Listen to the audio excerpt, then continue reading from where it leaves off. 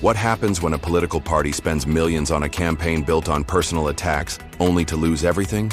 Today, we're breaking down the shocking defeat of the People's National Party in 2025 and the brutal lessons they must learn to survive.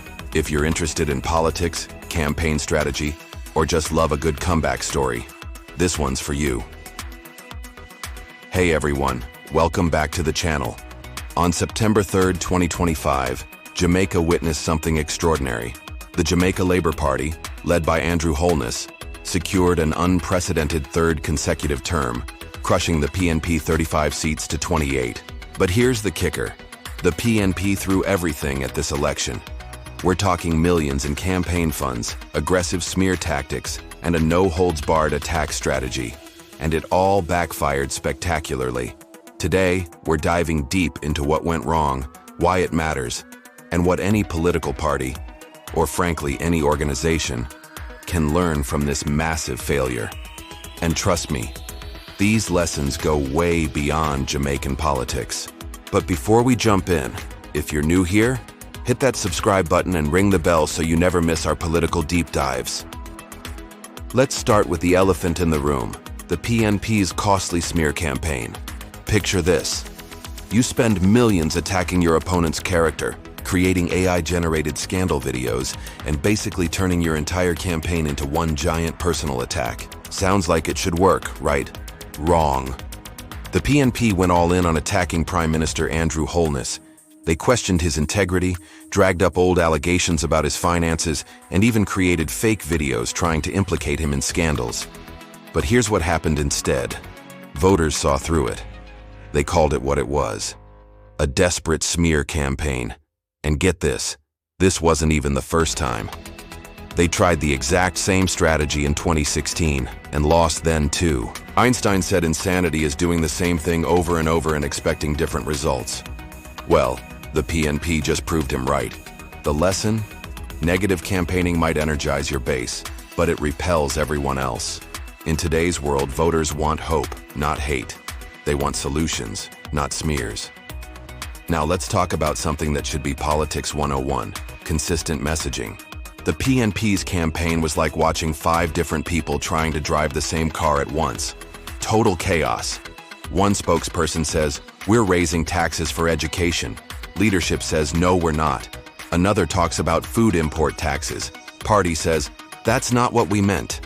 And then, oh boy, a senior member actually said government school buses would, and I quote, "kill off children." What? Imagine you're a voter trying to understand what this party stands for. You can't, because they don't even know. This kind of communication disaster doesn't just confuse people. It makes your entire party look incompetent. The lesson here is crystal clear. If you can't communicate clearly internally, you'll never communicate effectively externally. But wait, it gets worse. Inside the PNP, experienced members were screaming warnings. They said, "Change the tone. Be more professional. Stop the echo chamber." And what happened? They were ignored, sidelined, some even pushed out. Former National Executive Council members have come forward saying their advice on improving the party's image was completely dismissed. When you're losing elections and still ignoring the people trying to help you win, that's not just stubborn, that's self-destructive. Think about this in your own life. How often do we ignore good advice because we think we know better? The PNP just showed us what happens when ego overtakes strategy. Here's where it gets really interesting. The PNP completely ignored entire groups of voters. Young first-time voters? Ignored. Undecided moderates? Ignored. Soft JLP supporters who might switch? Completely ignored. Instead, they doubled down on firing up their base. But here's the thing. Your base was already voting for you. You need new voters to win. It's like a restaurant only serving their regular customers and wondering why they're not growing. You need to expand your appeal, not narrow it. And when both parties accepted controversial pay raises during public sector disputes, the PNP had a golden opportunity to differentiate themselves. Instead, they looked like two sides of the same coin. Opportunity wasted. Now, let's flip the script. While the PNP was busy attacking, what was Andrew Holness doing? Staying focused, talking about progress, highlighting achievements like historic low unemployment and reduced crime rates. And here's the kicker. The more the PNP attacked him personally, the more voters sympathized with him.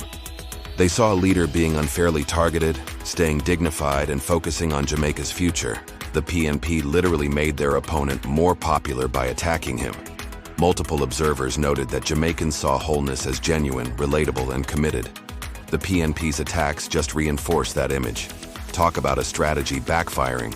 So where does the PNP go from here? They've now lost 3 consecutive elections. That's not just a losing streak, that's a crisis of relevance. But here's the thing about rock bottom. It's solid ground to build on. The party needs 5 critical changes. 1. New leadership.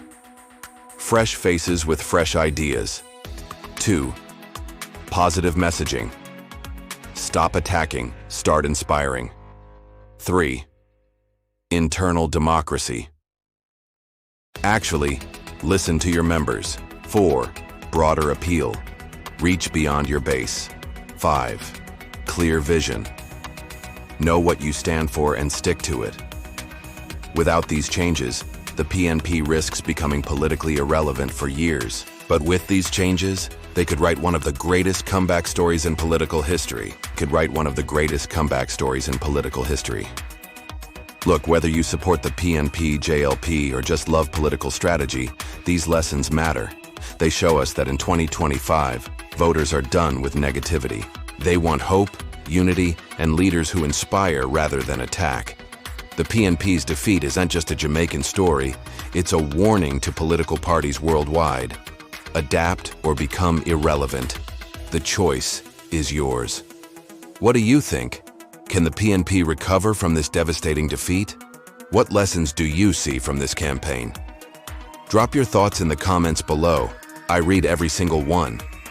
If this analysis opened your eyes, smash that like button and share this with someone who needs to hear these lessons. And remember, subscribe and hit the bell for more political deep dives that go beyond the headlines.